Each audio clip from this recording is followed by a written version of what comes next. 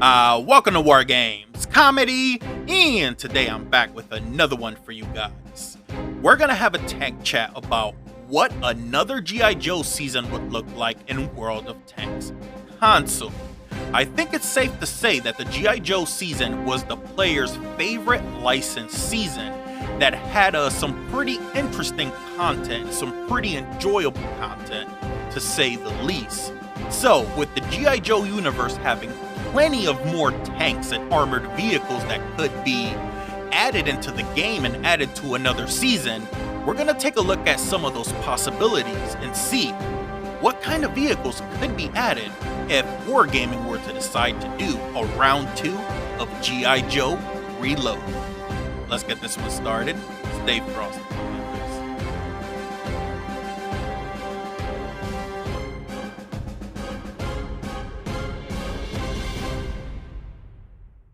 I'm going to start things off with the 1984 Cobra Stinger Night Attack 4-wheel drive off-road vehicle. Now, this platform was based on the 1980s Lamborghini truck that was actually a failed venture for Lamborghini.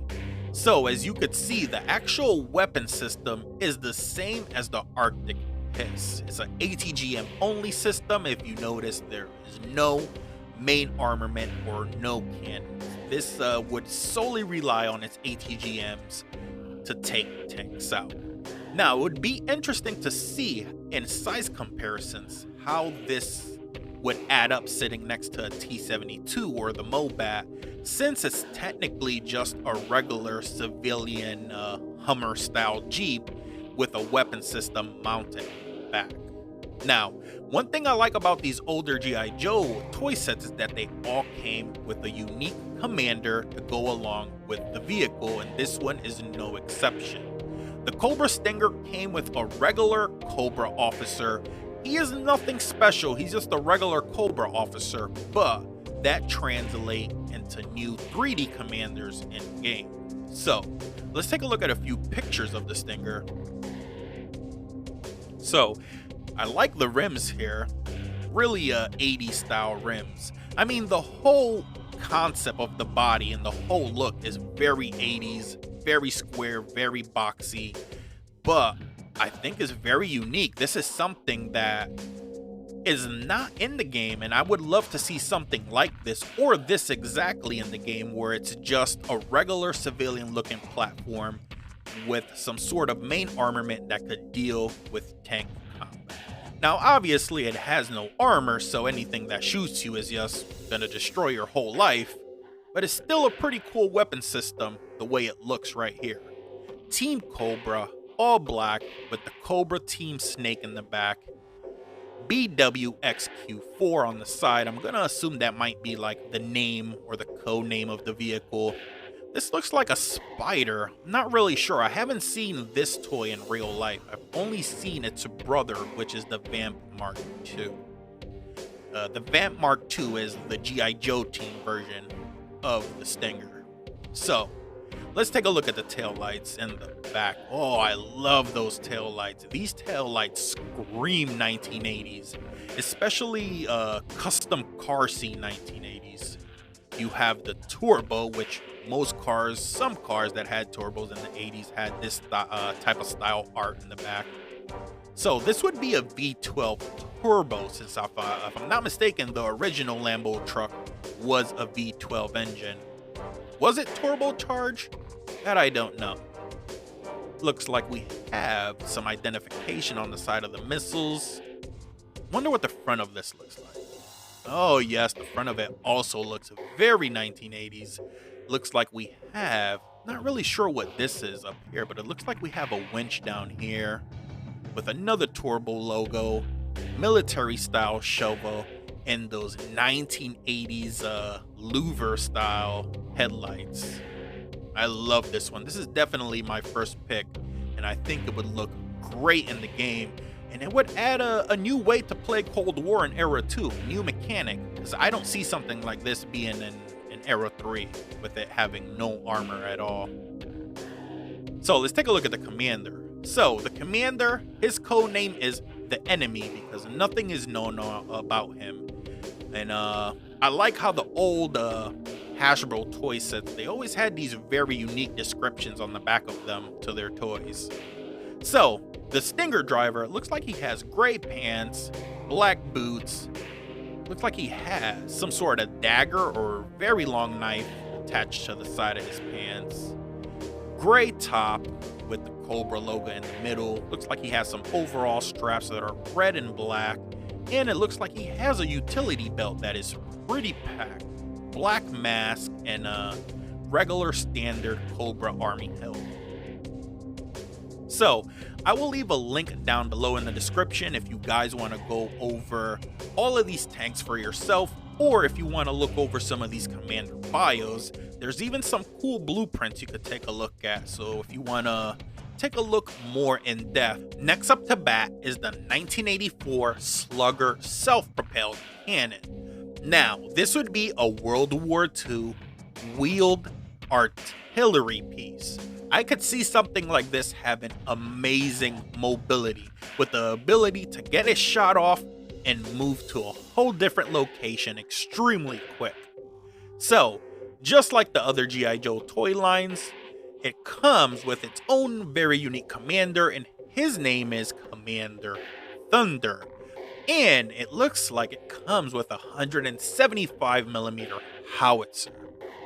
So, let's take a look at a few pictures to see how this looks. So it looks like we have 3 rolled wheels per each side for a total of 6. The classic G.I. Joe logo on the side, United States logo on the barrel, United States on the side, an American star on the side also.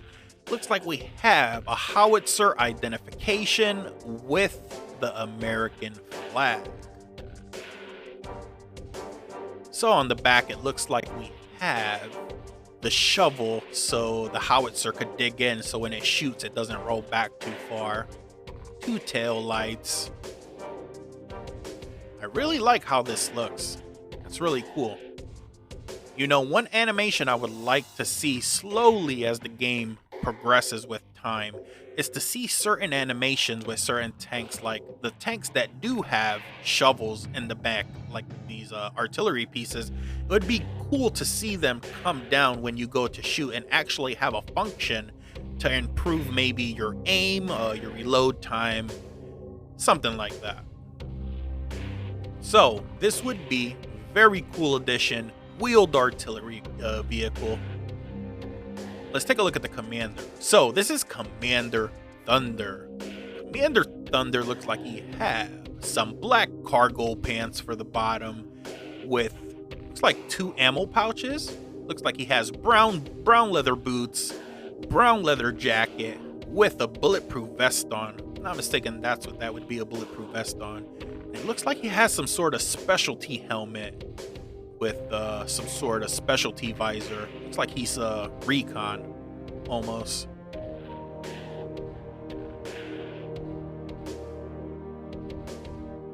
Next up is the 1984 Vamp Mark II attack vehicle.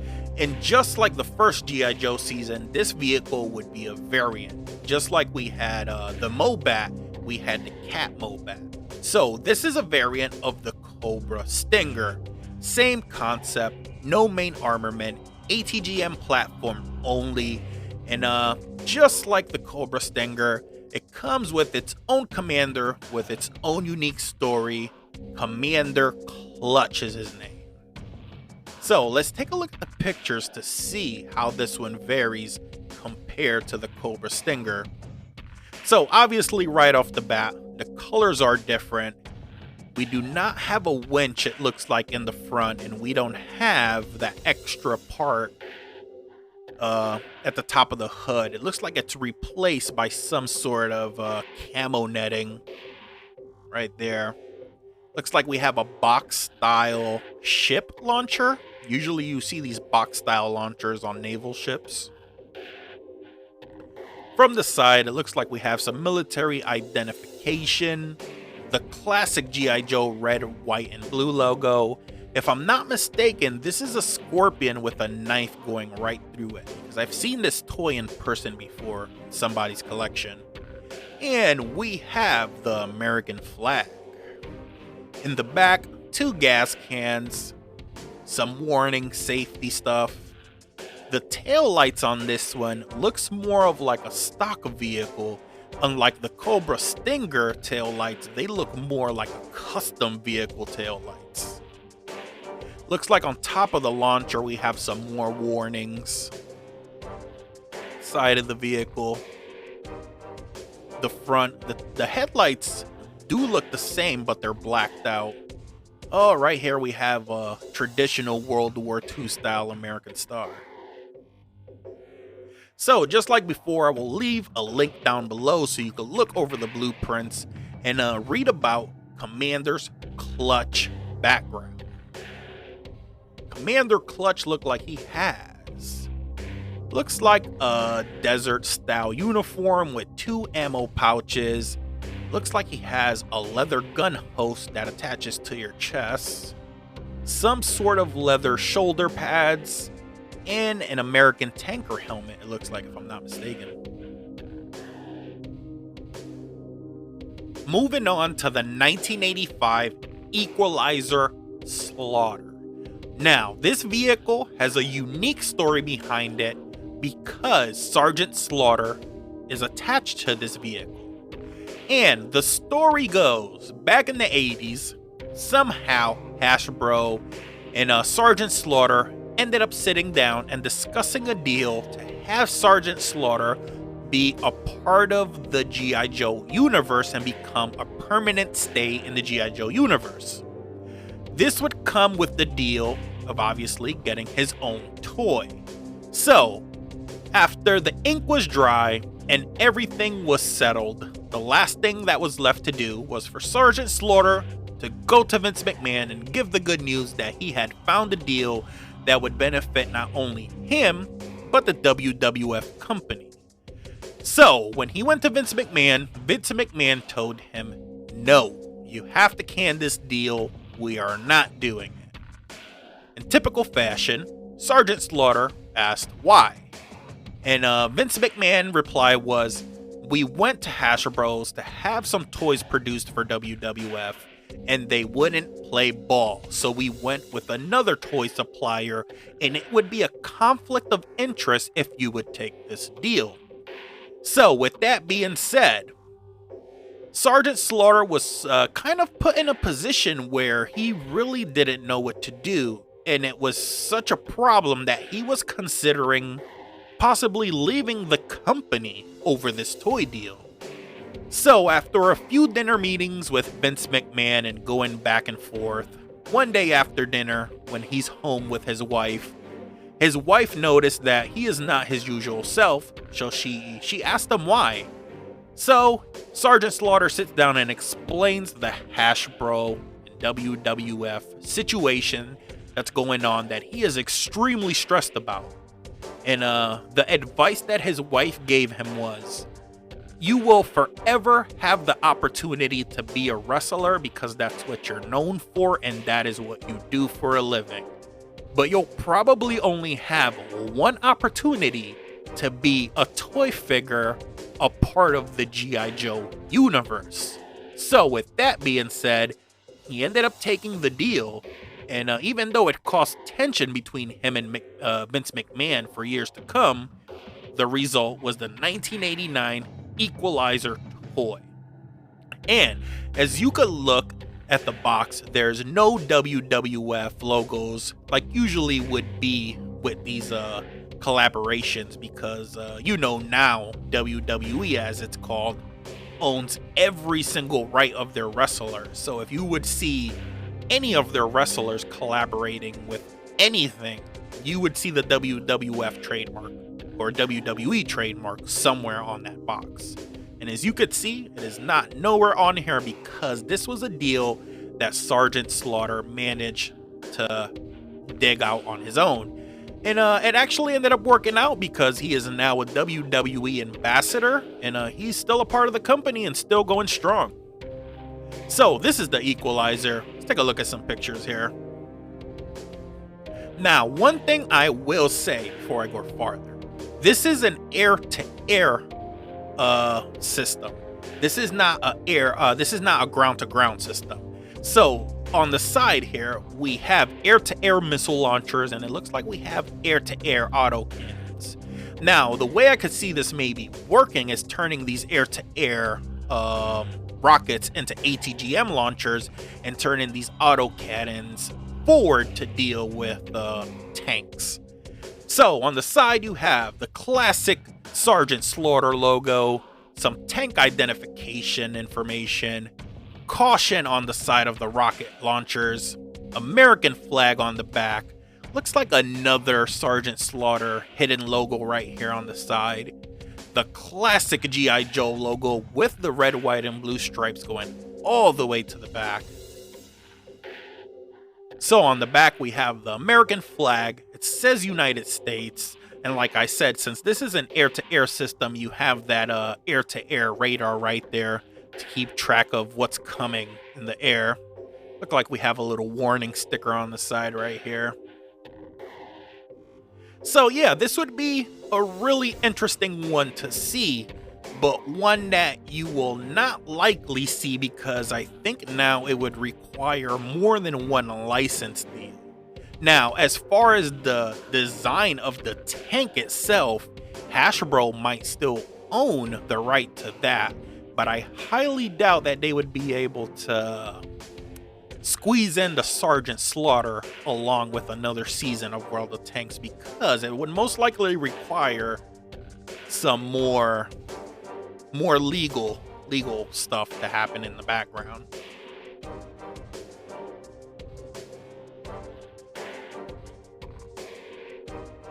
The 1989 Lynx Slaughter. Now, this one is also a part of the Sergeant Slaughter lineup, and it is a mashup of two different tanks. The gun and the turret is the 1985 Mauler, and the hull is the 1983 Wolverine, which was the ATGM only platform. Now, I could see this fitting perfectly at a tier 10, maybe even tier 9 premium tank. But some stats would have to be adjusted on the gun because as it sits, it has amazing penetration because it is a Era 2 Cold War tank. Maybe the damage might have to be reduced to 175. Obviously, on a different chassis, it cannot have that top speed or vision range because it would be a World War II tank. And maybe reduce the clip down to 4 shots since I think the clip on the RDF, if I'm not mistaken, is a 6-shot auto loader.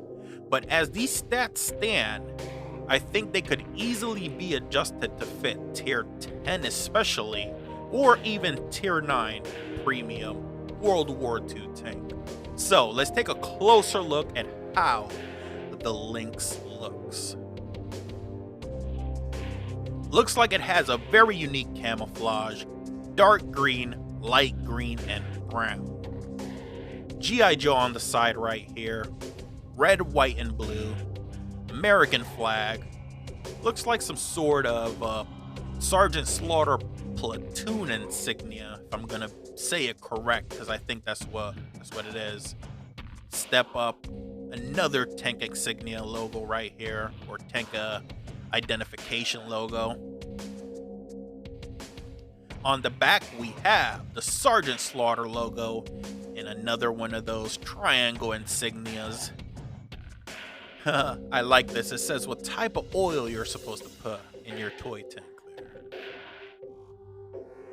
Oh, that's very cool. So if you look right here, I'm assuming this is G.I. Joe World's version of barrel marks. So it looks like Sergeant Slaughter has 3 Cobra kills to his name, or Cobra crew or soldiers to his kill. So look right here, 1, 2, 3.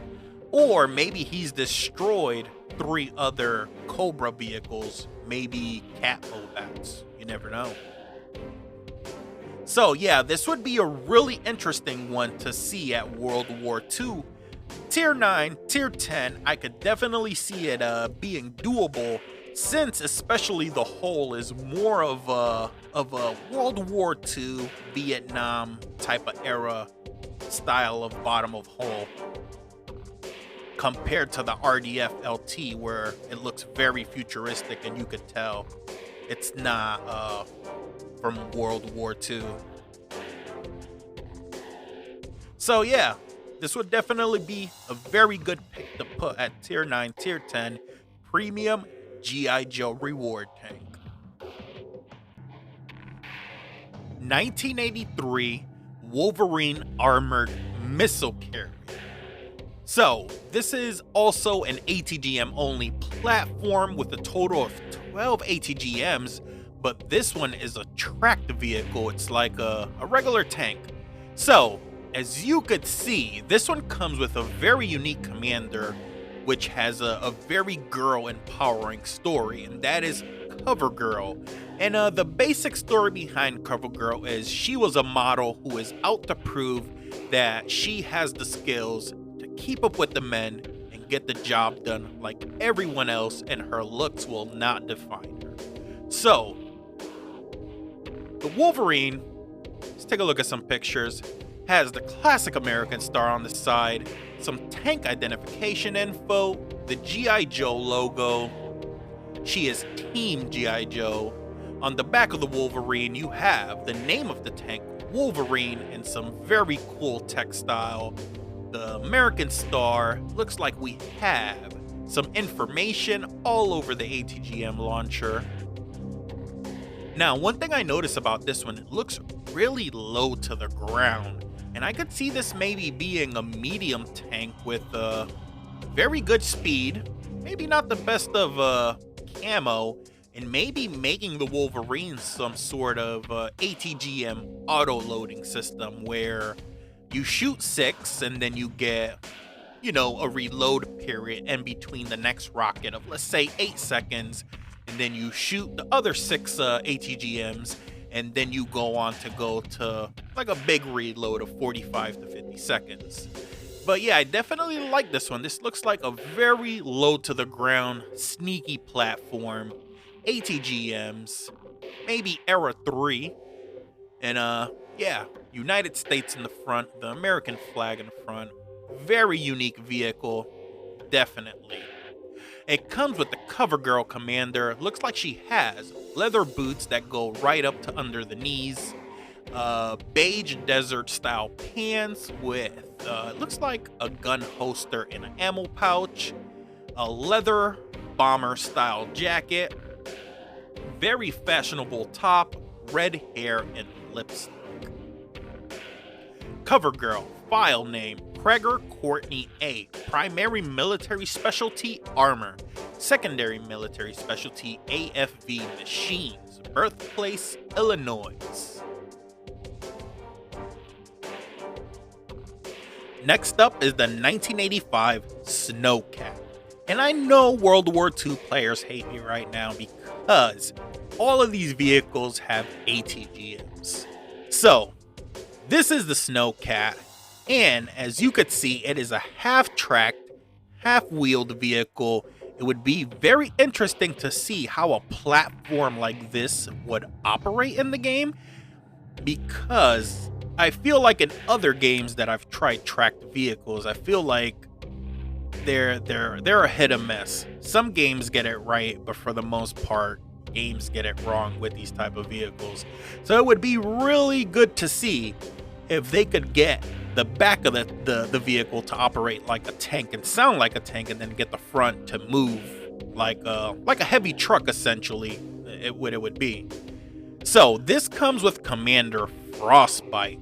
Now, Commander Frostbite has one of my favorite background stories. He is a straight badass who lives in the Arctic and loves the cold. So, look, as you can see, it's an Arctic vehicle, so it's all white. Tracks in the back for better grip. Tires in the front so it could, you know, get around pretty good and maneuver good. So it looks like we have the Snowcat logo on the side, which we got as a reward, a part of the first G.I. Joe season. We have the G.I. Joe logo, red, white, and blue. Looks like we have some tank identification, Looks like some sort of glass front canopy, just like on the Hiss tank and the Arctic Hiss. And it looks like we have some sort of rockets on the side that are attached to skis, which would make sense because this vehicle is meant to operate in extreme cold conditions where there's a lot of snow. It would be really cool to see these operate in game the way they're supposed to operate, which is you shoot, they hit the ground, and then go towards the target. So it looks like we have another one of those box style ship launchers at the top. 4 ATGMs or 4 rocket launchers at the top. Not really sure if this vehicle was meant to be air-to-air or air-to-ground, but seeing since it has big rockets on the side with skis on it, it's probably meant to do a combination of both air-to-air and ground vehicles.